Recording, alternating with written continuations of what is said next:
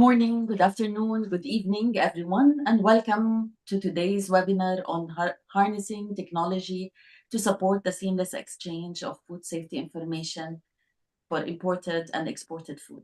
I am Ruba Goussous, and it's a pleasure to be moderating this exciting and important discussion. In today's global food trade, timely and accurate information exchange is key to ensuring food safety. As technology rapidly evolves, new opportunities emerge to make this exchange more efficient and reliable. We are honored to have Dr. Brendan Ring from Creme Global Science, Ireland, with us today, who will be sharing his expertise on how technology can transform this landscape of food safety information. Before we begin, I'd like to remind everyone that there will be time for questions at the end of Dr. Ring's presentation. Please feel free also to submit your questions through the chat box at any time, and we will address them after the talk. Without further ado, we welcome Dr. Brendan Ring. Please. Thank you very much indeed. Really appreciate the invitation today to come and speak with you and with the panel as well. So delighted at the attendance here, and looking forward to the presentation webinar here as well today. So let me just get myself set up here.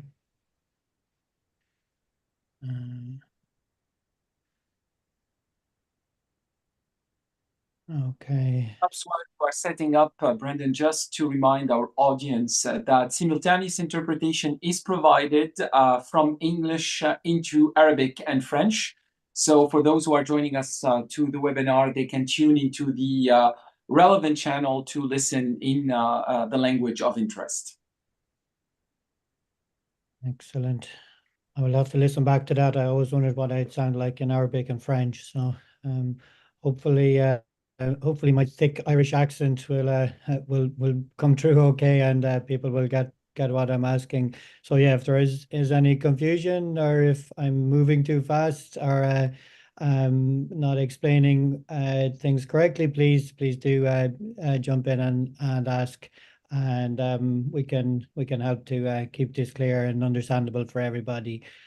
So I do have quite a few slides, so I'll aim to work my way down through them, and kind of bring on the journey, I guess, that we've been on. But thank you again for the get to share some of the knowledge we've gained over the last 20 years in Creme Global. So okay. Okay, thank you. So very broadly, this is the kind of the concept that we'll be touching on as we travel through this presentation. So global food safety data trust. So this is something we've been working on over the last number of years. But let me we'll get into that. So who we are, what we do. So as I mentioned, we've been around for about 20 years, and so we're a data science company. So we build data science platforms. So primarily the industries that we sell to are in the food and cosmetics industry. We enable companies to make better decisions using data, and using the best tools and AI techniques that are available, and to facilitate industry to conduct their business. So you get to see a range of the companies here that we work with. So I guess fairly broad in that we work with a lot of regulatory agencies and with a lot of membership organizations, along with individual companies as well. So the US FDA, a couple of different projects with those, and I'll explain some of those as we move through the presentation here. We just released a roadmap for EFSA, the European Food Safety Authority, where we are looking at the cumulative aggregate exposure for populations and how they plan to address that over the coming year, or decade, actually, I should say. It's a long-term roadmap that we've been working on. So we're, US EPA, Food Standards Agency, UK as well, and then with a lot of the membership organizations. And I'll touch on some of these actually with some of the case studies that we'll talk through. All right, so yeah, the journey that we've came on over the last 20 years. So I guess at our core, we're a science company. So I just took this little snapshot from our website, just on our from our publications page. So quite technical in terms of like we've about 37 publications on, these all peer-reviewed journals. So on chemicals, exposure is a large area for us as well. Food safety is kind of core. We do a lot of work on fragrances. Even next generation sequencing is an active area of research and work for us as well. It's new approach to mapping a microbiome of factories and understanding how that impacts the food safety aspects.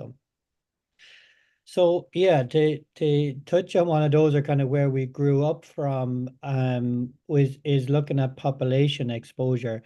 So population exposure is when you look at the chemicals either used or consumed. Doctor, excuse me, sorry for the interruption, but I think you're not sharing your screen.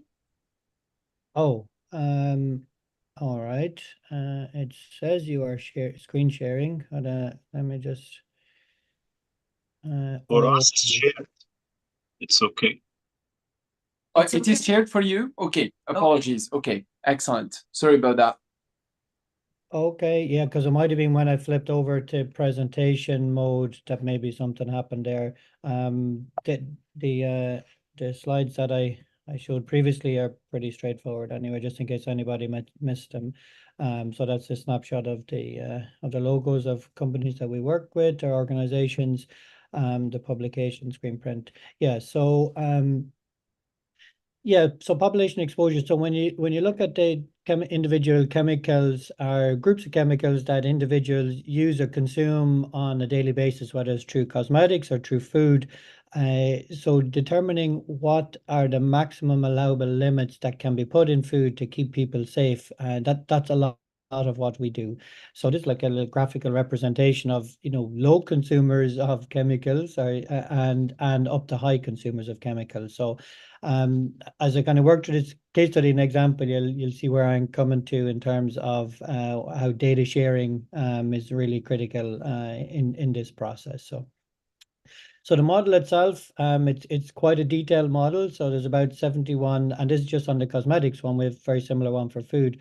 There's about 71 products in it. I cover from fine fragrances to cleaning products to hair care products, and so so we've quite a lot of detail on what's in each of those products. So then we have surveys that run over 7 days on how people use these products, and we have about 42,000 subjects or people who have been surveyed.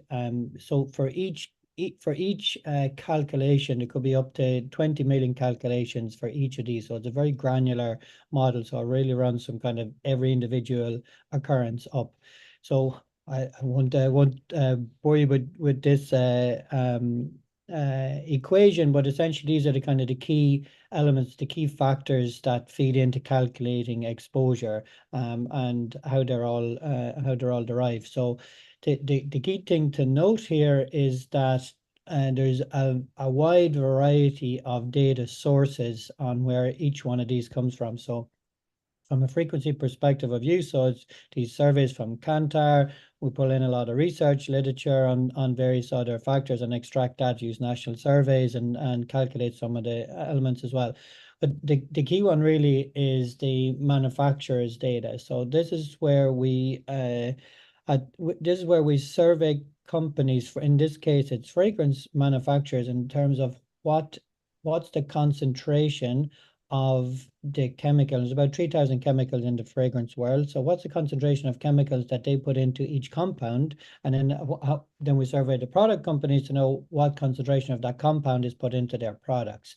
So we had to build this quite secure, quite technically accurate database. So where accuracy here and units and percentages and dates, whatever it might be, that they're all aligned, and that they're all that industry are happy to share their very business sensitive data on our platform. So So that, yeah, so basically we call this a data trust, and that's kind of the element of the data sharing platform that we see being quite an interesting approach, I guess, to help with this data sharing question around import export. So what is a data trust, you might ask? So we see it, or we describe it as actually being two things. So one is the agreement, to like the legal framework in which everybody has come together, or the consortium that has come together on to agree what is going to be shared to who, in what format, how is it going to be collected. So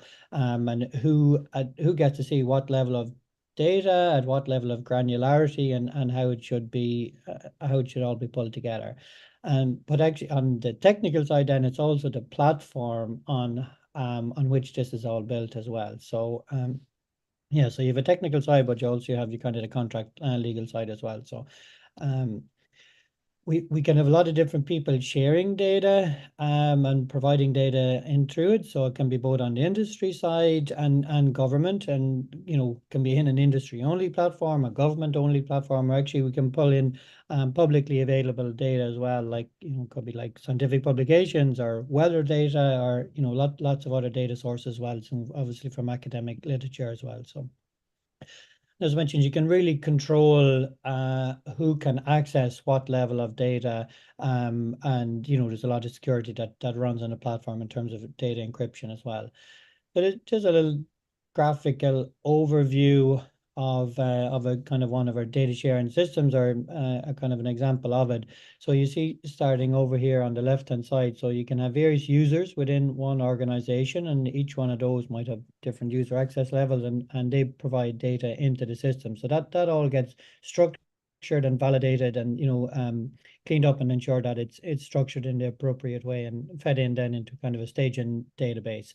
Then on the other side then as well, on the right hand side, you can have different organizations, all with their own individual users, all feeding data into the platform. Essentially gets in a lot of cases gets anonymized as well. So on that data anonymization step, so we can protect each of the individual companies from knowing who submitted what data, so to ensure data confidentiality and anonymization. So also have data coming in from other sources or from public data source, and all coming in essentially into a predictive model. So that's really where you want to get that analysis and insight, look for trends and anomalies, and present that data back out to the ecosystem in the appropriate manner. In terms of the fragrance industry, how they have got over the hurdle of sharing their data is because essentially now that ecosystem self-regulates what the quantities of those fragrant chemicals that they use in each product. Essentially, the regulators, FDA and SCCS in Europe, they have reviewed the model, they've reviewed the data, they've reviewed the approach taken, and the very rigorous science gone in behind it, and they've acknowledged actually that the data that's in this platform far exceeds the data that they could have access to on their own, because of the power of actually gathering data from industry, actual use data. So most risk assessments now are kind of heading down a hazard route, a hazard only route. In this scenario, we can really do a genuine risk assessment, because we can bring in hazard and exposure. And you can only do exposure when you have use data. So that's a really powerful reason and benefit of why industry have come together to share data, competitors sharing that data. So okay, so to move into a couple of case studies. So the FDA felt would be a relevant case study for this audience, seeing as we're talking about food safety, import, export, and that obviously US both import and export a huge amount of food. So yeah, so we've under the new era, smarter food safety. So we were contracted to build a data platform, a data sharing platform for them. So this is ongoing. We've been working on it now for a couple of years, and it's growing all the time. It started more so in seafood and has expanded to many other foods now. And essentially what it's doing is pulling data from many silos that exist all across the FDA. So they have a lot of data, but they have not been able to get much value from it or insight from it because it's in, you know, many different formats, in many different locations, and it's, you know, it's not aligned, not structured, not, you know, they're not able to see all of that together. So they're, you know, they're really, you know, really limited in what they're able to do and extract from it. So, but it's also moved on to pulling data in from other sources as well. So we pull in a lot of data from the EPA and from NOAA and from USDA and a lot of other regulatory agencies across the US. And that's now expanding to pulling data in from other regulatory agencies across the world as well. So, you know, a lot of seafood or fish is imported into the US. So, you know, being able to bring extra data in, they're getting so much more insight from it, from the data than they were possibly able to get on their own. You see on the bottom top chart here is FDA only data, and the lower chart is all combined data. So, and all this data is publicly available, so not showing anything that I shouldn't be here. So yeah, so huge value being got from that. So, you know, and really what they're trying to do is get insights and get, you know, manage resource management, I guess, you know, where do they allocate the testing, you know, where's the higher risk products, lower risk products coming from, and, you know, really trying to manage their own resources and help direct their colleagues as to, you know, the right places to be directing their activities. So yeah, various different elements being looked at. So PFAS is a hot topic and big global problem. Toxic elements and some seafood related ones, microbiological being a key one as well. So produce is a you know, challenging area as well. So brings me nicely onto this slide. So Western growers. So this is a leafy green growers, West Coast USA. So romaine lettuce. Anyone who's been involved in the US will have heard of, you know, a lot of romaine lettuce recalls over the last decade or more. So this industry, you know, really has to be credited for coming together as a group again of competitors in the fresh produce industry that have, you know, realized that they need to, you know, they need to do things differently. For things to change, you have to do something different.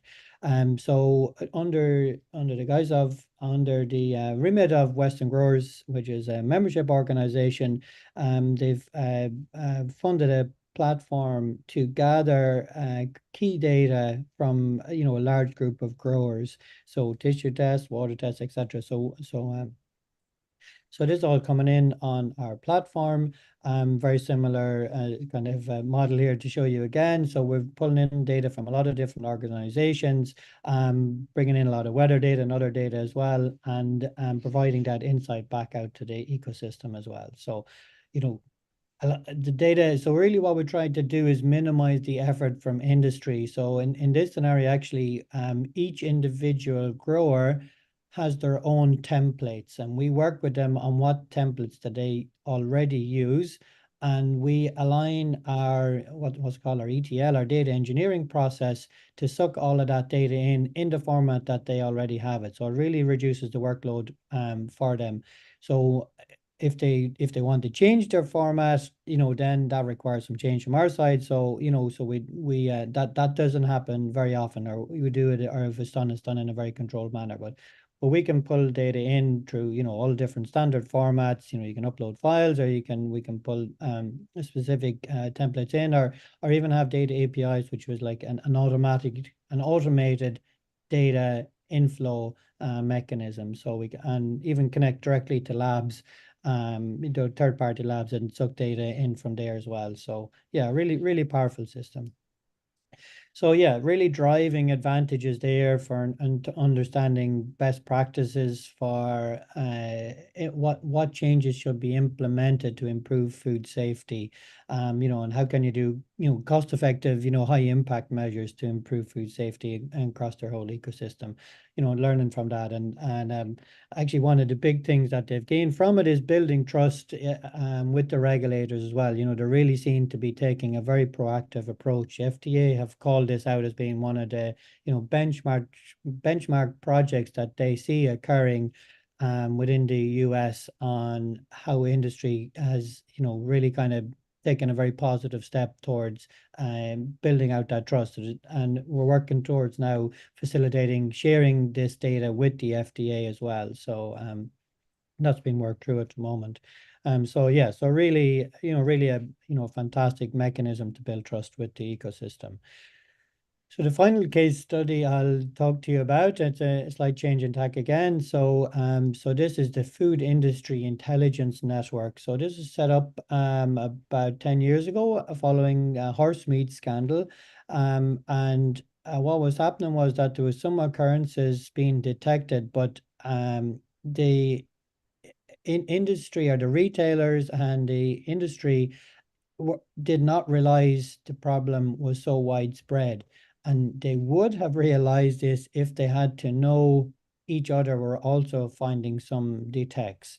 So that's really what this Fin platform, how it came about. It originally started, they were using email and spreadsheets, and there was some, and we were contacted then a number of years ago, about 5 years ago now, to help modernize it and put it onto a platform, a web-based platform. So lots of large companies involved in it there. You'll recognize some of the logos from around, so mostly UK, Europe related, but also a good spread across the supply chain as well, from ingredients companies to retailers, food companies. So yeah, so and growing all the time. I think it's over 67 members, I think now, and growing. So a lot of US companies in it as well. So there's a nuance with the Fin platform in that the data as is coming in from the different organizations as before, but in this case, it's actually coming into a law firm. So in this scenario, even us as the technology providers, we don't even know who submits the data. So we submit out a very, very long list of usernames like BlueBus22, etc. And then the law firm, they distribute those usernames out to the appropriate company. So when a company logs in, they log in under their anonymized username and submit their data. So it's because again, it's quite regulatory sensitive as opposed to business sensitive and data, it provides a level of protection so that industry is prepared to, their legal teams essentially were happy enough for them to sign off on sharing the data. So that they're usually the hurdles that we have to deal with when we're working with companies sharing data. So as to, will the legal team permit them to share business sensitive data, or this kind of regulatory sensitive data? So there's one of the mechanisms that we have in place to facilitate that. So it really enables, the benefit again outweighs the challenges of sharing this data. So yeah, so really, the wisdom of the crowd, I guess, is the key message here. They can get insight from this data because they can see everybody's aggregated anonymized data. So they can get a signal where they can't possibly get that signal just with their own data. So it's really, really shown its worth. It's really been hugely valuable and insightful. So really rich data sets coming from it. So really being able to understand and identify where issues are coming from, and moving on to, how to, really implement that. So, okay, so eventually kind of get to the meat of this webinar. So hopefully now you've kind of a sense of why industry and regulation or regulatory bodies have the value and benefits they get from sharing data. So, what this talk is about is understanding how this can be applied to enhance international trade. So this is concept at this stage, I would say. So very interested and looking forward to the Q&A part of this, really to understand what learnings can we get from the work that we've done over the last couple of decades to be able to take a next generation approach, I guess, to removing friction from the supply chain. So you'll see a lot of question marks in this part of the presentation. So certainly not everything fully thought out and fully evaluated here. So, really trying to understand what the, do we have a correct understanding of the challenges, and do these solutions make sense? So the focus here is on shipments that are delayed because there is insufficient food safety data. So, not looking at all other forms of what might cause a delay, and not looking, even, if there's been a detect of salmonella or E. coli, whatever it might be on a shipment, and a customs inspector has detected that, well, then that's not looking to address that. That's a genuine food safety issue. It's really just looking at the ones that are held up because of comprehensive food safety data, and it's causing unnecessary holdups in the scenario where, if they had better data, they either would have diverted the shipment altogether and it never would have came to port, or it would have passed through because there wasn't actually a concern. So that's the area that we're looking at here. So the concept here is about getting batch specific food safety data from back along the supply chain, the producers and the shippers, and then using those powerful analytics tools specifically related to food safety, but for each shipment, for each unit of shipment within that container, or within that airplane load, or that package, whatever, down to the appropriate unit. So, really enabling officials to make fast decisions and without reducing delays. So yeah, what I would say the challenge, I suppose, that it's looking to address is to reduce the frequency of shipments that are being held. So how can we remove that friction within the ecosystem? Get smoother transit, move products through, really trying to, and this is a global challenge as well. And obviously, number one, protect the consumers, ensuring safe food, ensuring that products that should not have got through do not get through, those that are high risk from a food safety perspective, and ensuring the ones that should get through do get through. So there's, very much two sides to this. So just to get into some of the challenges, in terms of dig a little bit deeper on each one of these in terms of the data and impact and how decision making can help. So the thought here is that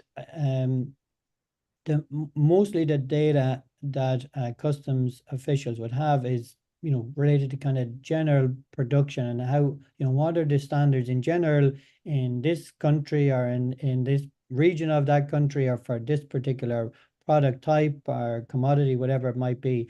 So what's the, it's quite general information, so it's not batch specific information. So so you're relying on general practices and principles, and then looking for anomalies within that. So there's so that there's a lack of data. So obviously the impact on trade, then there's any friction here is cost for all parties involved. So the exporters obviously have to deal with extra handling and storage fees.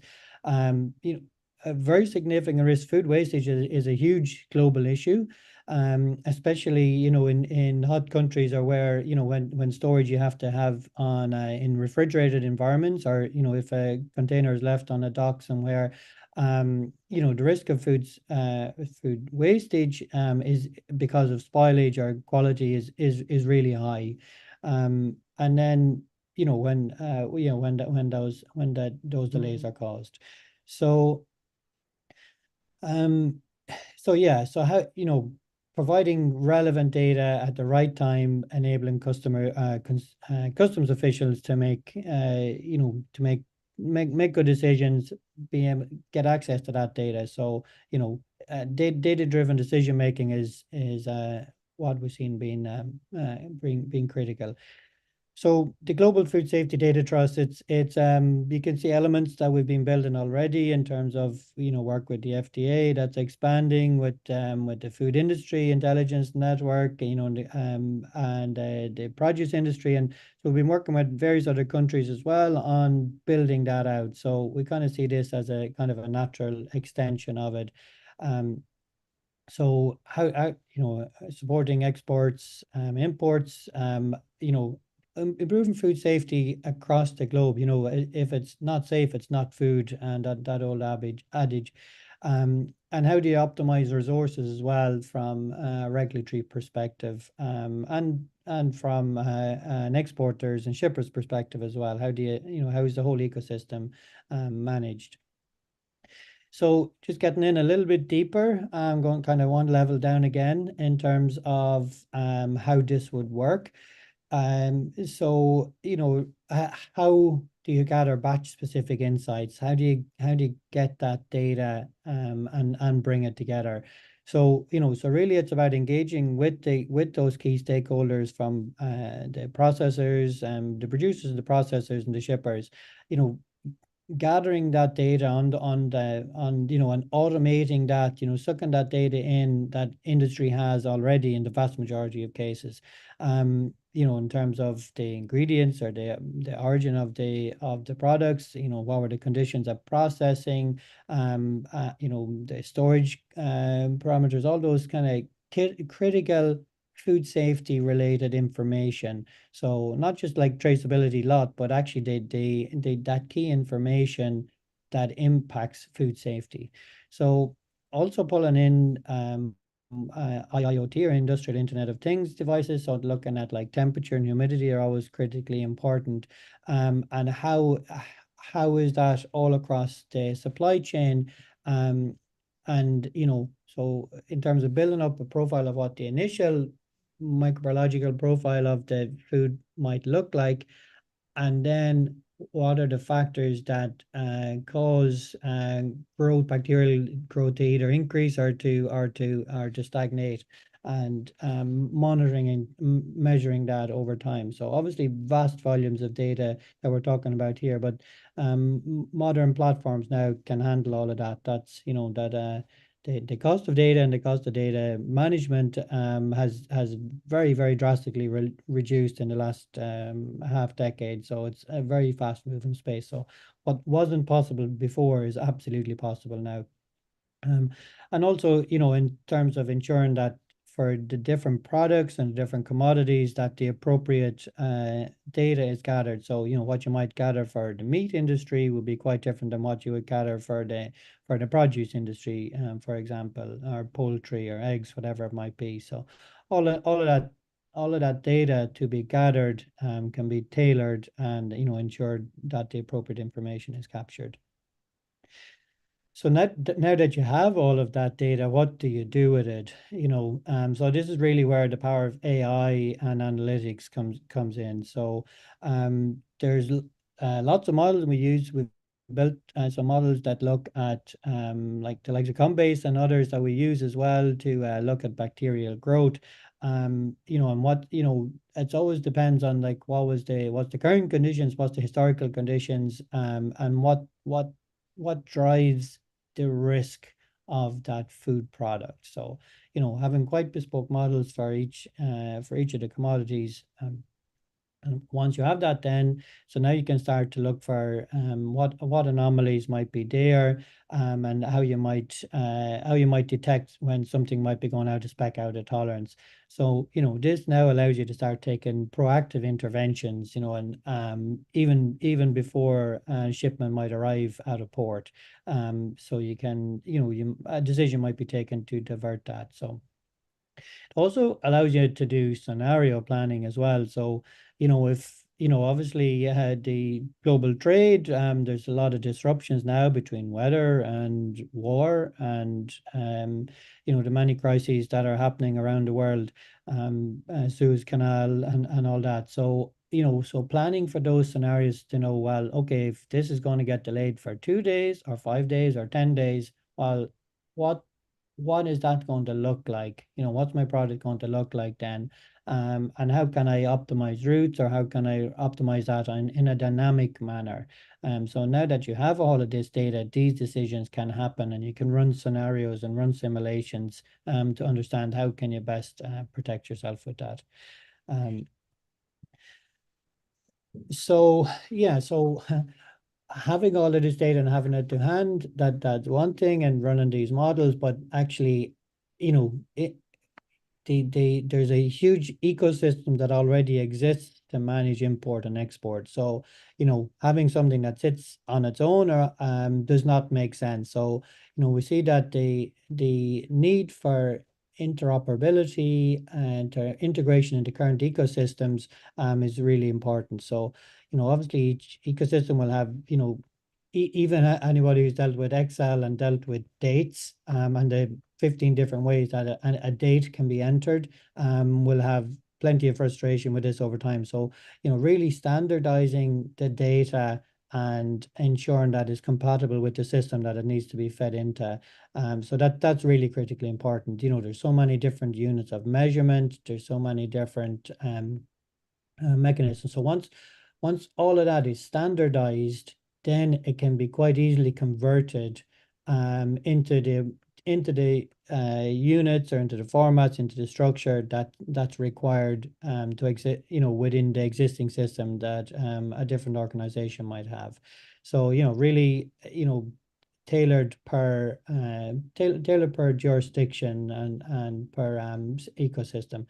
And obviously, confidentiality, encryption, data security, that's, you know, this is quite business sensitive data, food safety, regulatory sensitive data. So, you know, having really robust and rigorous infrastructure around that is critical.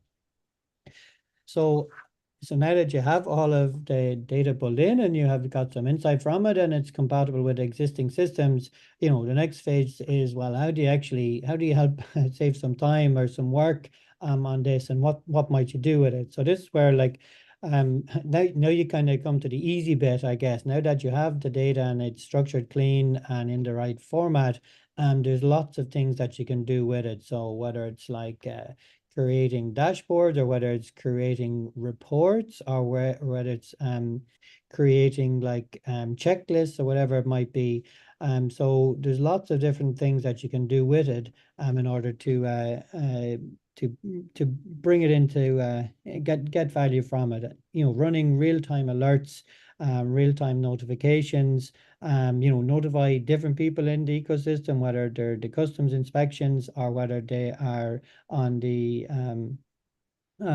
shippers and the exporters as well. So, you know, automating checklists that would be specific per commodity, you know, or what you might need to emphasize your checking on because of a given set of conditions, you know, facilitating all of that.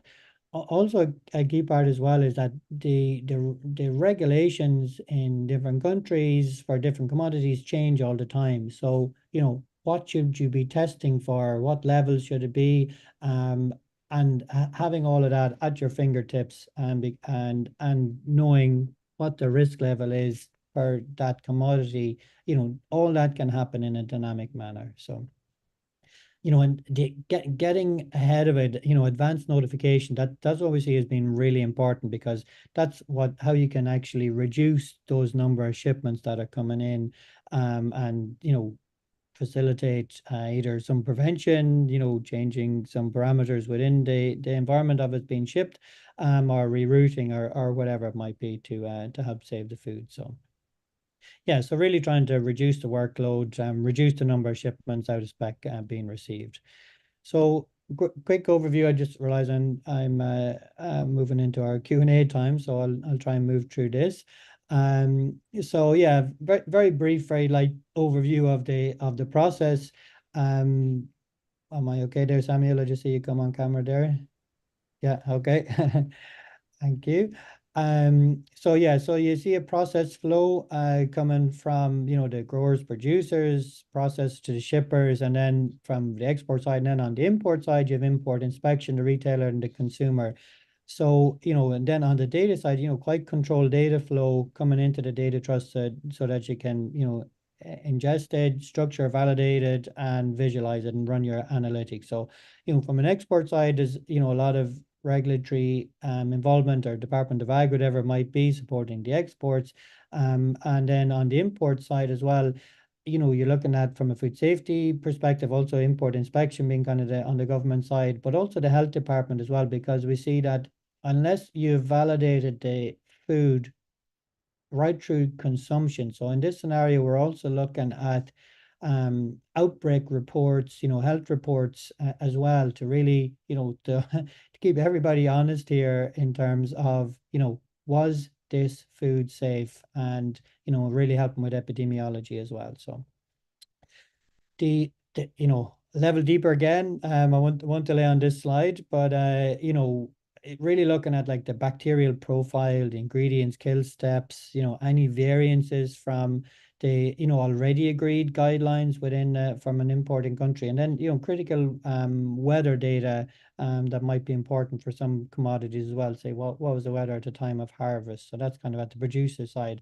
From the processor side, has there been inspection reports, anomalies, warning letters, what's the environmental monitoring data? So in terms of like the, actually swabs that a company would take within their factory environment, and, and in particular packaging and product test, at final shipment. And then, during the shipment process, kind of alluded to this already, in terms of like, anything essentially looking at bacterial growth or mycotoxins and things like that. So temperature, humidity is always important one, and time obviously is always a key variable in this.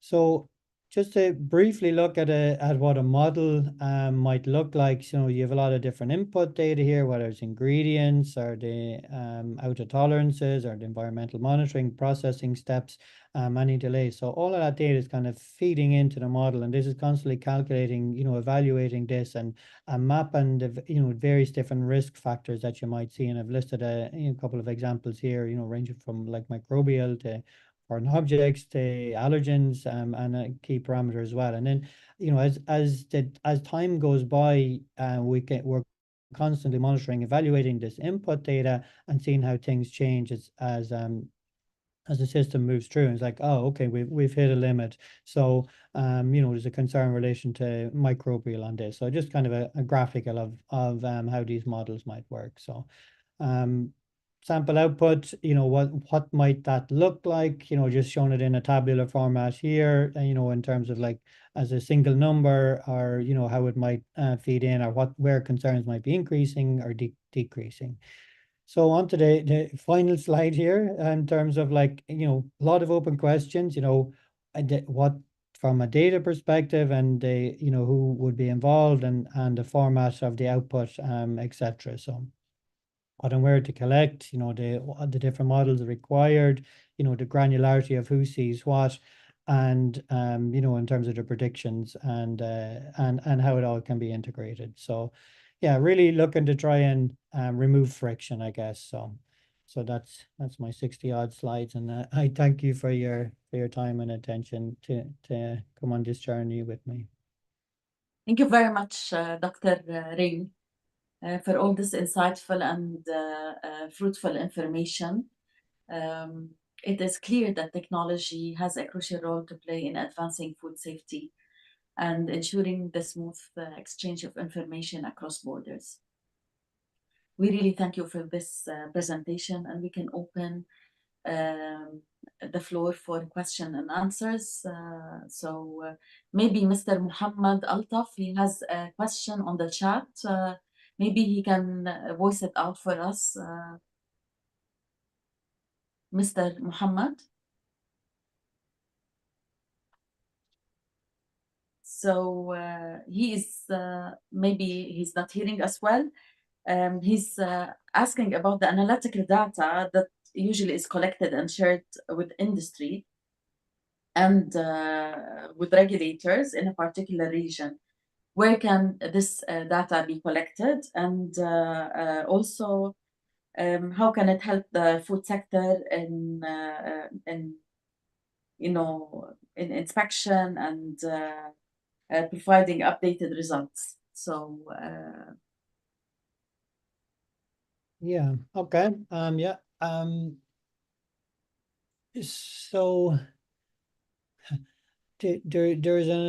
the volume of data being created every second is absolutely enormous. You know, sometimes companies even like, they're concerned about food safety data, but essentially all of that data exists in the form of, well, there's products on the supermarket shelves. Anybody can go in right now, buy some product and test it, have it tested, send it to a lab. So like there is enormous volumes of data right throughout the whole ecosystem. So in terms of what can be collected where, well, that's really, I give, I guess, a couple of examples in terms of, say, early stage with growers, with the Western growers. So, product in the field, and we're testing, pre-harvest, and, tissue tests, water tests, from, a fin perspective, we talked about further along the supply chain. So you can gather key data there from the ingredients producers and from retailers. So retailers, as product comes into their facility, they do a lot of testing, and that data can be made available into the ecosystem when the right benefits are there for them to do that. And then, right on through then onto the regulatory side. So obviously the regulatory agencies, and through all the inspections, and through, what's happening at a border. So essentially that data can be gathered all across the whole ecosystem. Data is available, data can be pulled in. And then in terms of what you do with it then, so most data projects, the bulk of it is actually on the data engineering. It's cleaning up the data, it's getting it into the appropriate structure and format. So, whatever project anyone would take on, I would strongly advise to, not be there 3 years later and have a very clean data set. That's not the right way to go about it. You really have to focus on picking that one business question, that one challenge that needs to be addressed, and then looking at the data that's available that would benefit answering that question, but also the quality of that data, so that you're not spending too much time cleaning it and making it into format that you can do the analysis on it. That you can easily sink many months to years just cleaning data. So you really have to focus on getting that right business insight, answering that right question, and then you can move out in further parallels along that. So the analysis then with the appropriate skills, actually the data science, the analytics side, that actually is typically the much smaller end of the pyramid in terms of the volume of work required. That's the easy bit once you have the data in a clean format and well structured. So yeah, thank you very much. And also setting up the system, I think it is, for sharing this data is going to be very maybe expensive, maybe for our region or something like that. Do you have any idea how to make it easier for competent authorities and others to set yeah, these systems up? so I guess the cost of these things has really dramatically dropped over the last number of years. The cost of data storage has really dramatically dropped. The cost of computing power to run the analysis. So you saw in one of the examples there, one of our models, it's 20 million calculations, or up to 20 million calculations. But for those exposure models, it's in like tens of thousands. It's these aren't that access to computing power now has changed. Access to data like IIoT data, so I think the costs for these systems is far less than what it would have been if we had this conversation 5 years ago. So a lot of these platforms already exist. Really where the benefits, the cost savings can be made is tapping into data that already exists. And hopefully if that data is in a hopefully at least in a digital format, and then hopefully in a pretty clean format, well then actually to get those first insights, and to get that first kind of let's just say you pick one commodity for one region over one part of its journey, then those costs can be very, very low to get operational. So yeah, I don't see cost as being the primary barrier. Typically, the primary barrier is getting the stakeholders involved and having them share the data. So the cost tends to be the smaller part of it. It's the culture of sharing data and the benefits of seeing their data, what they will benefit out of this sharing of data, Yes. you know, and it will Yeah. make it easier for them, you know, not to lose a lot. In fact, actually, Ruba, yeah, if I may interject just on this notion, because Brendan, in your presentation, you raised sort of what I would call an ambitious project for a global food safety data trust, as you called it. Yeah. Which sounds really, quite ambitious in terms of, what could happen between various partners willing to share data together. So if I had to ask you, who should be the initiator of something like this? Who should be the custodian of something like that?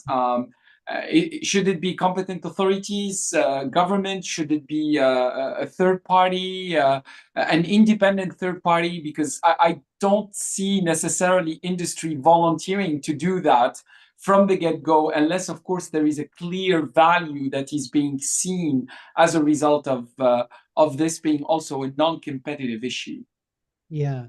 Yeah, it's a very fair point, very fair question. So I can't see any one custodian. I think there'll be many elements to this. You know, I guess we could see benefit to, to parties involved. So, nobody wants friction in the ecosystem, nobody wants their shipments delayed. So from an industry perspective,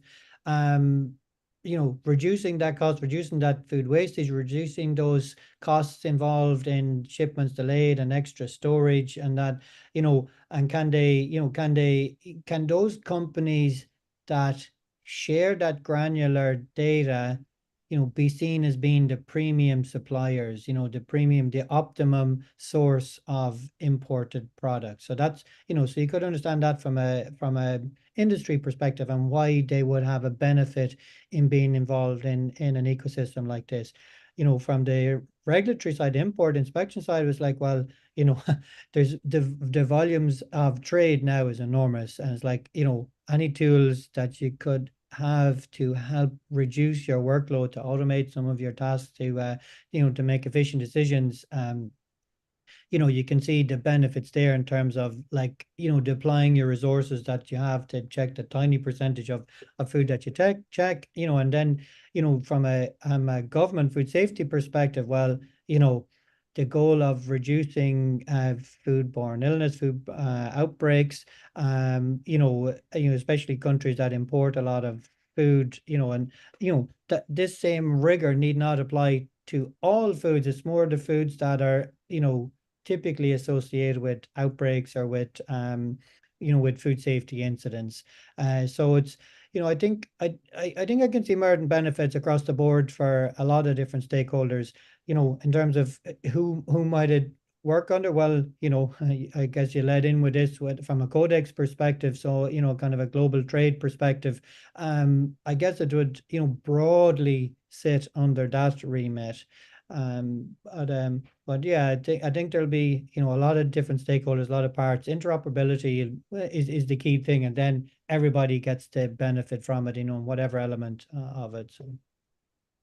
So, and if I may follow up, Dr. Ruba, so I guess actually, if we had to see how this could be put in place in practice, like a competent authority, for example, would be setting this data sharing system and would be opening it up to willing industries who are essentially going to be seeking, some extra benefits, of course, of through the provision of real-time information to the regulator, which is essentially potentially, reduced inspections or any type of facilitation that would exactly that would match their willingness to be open to the compliance check or the compliance verification.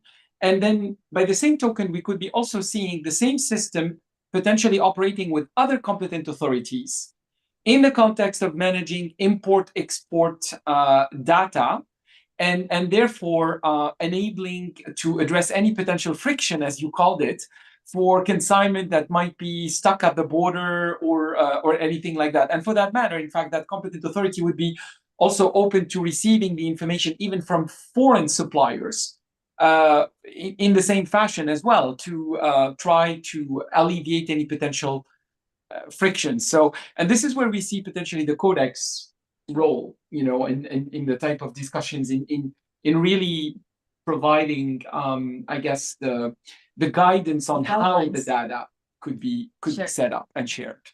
So, would you concur with that, Brendan? Just to, you know, is that the correct kind of representation of how this idea could potentially be kickstarted? I think you absolutely have it perfectly. Yeah, that's exactly the scenario. You really outlined it there perfectly. So well done. Yeah, Okay. that's exactly it. I couldn't put it better.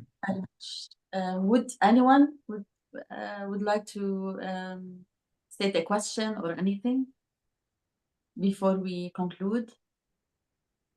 So I think we conclude this webinar, and thank you everyone for participating and for joining us today, and also for Dr. Sami's engagement with us also. And let's continue to harness the power of technology and collaboration to make food safer for everyone, whether it's imported, exported, or locally consumed. Thank you once again, Dr. Ring. We really had a very fruitful information, and we thank you for your time, and we look forward to seeing you all in our future webinars. Thank you very much. Thank you. Thank you. Thank you.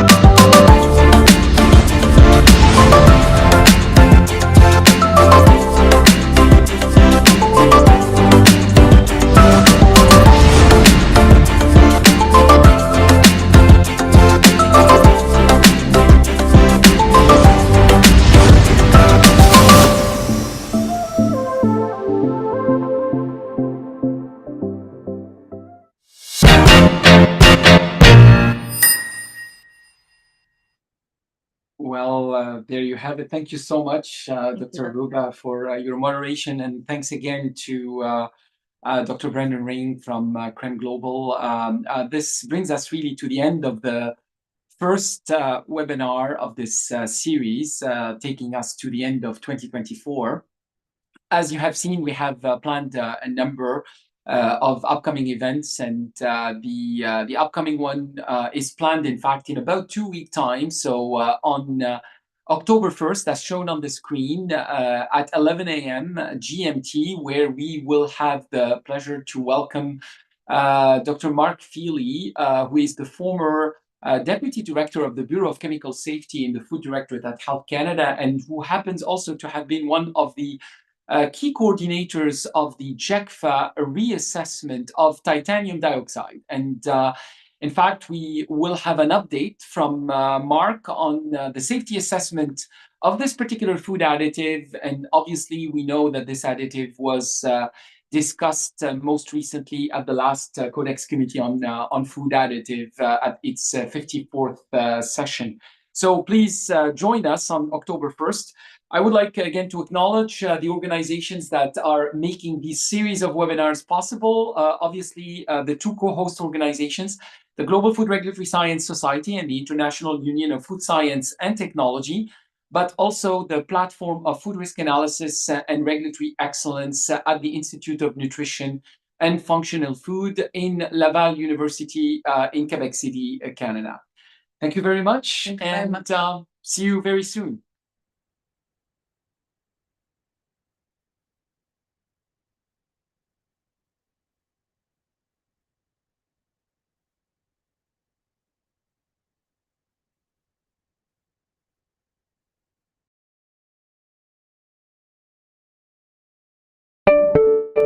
The Global Food Regulatory Science Society.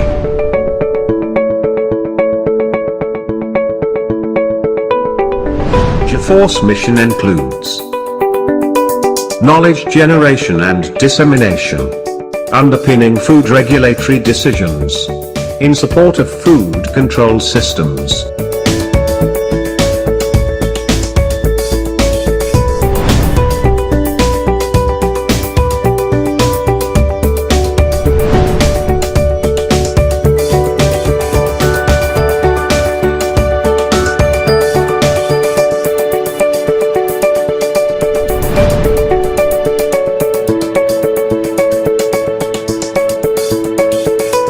Consistent reliance on food regulatory sciences enables robust food control programs.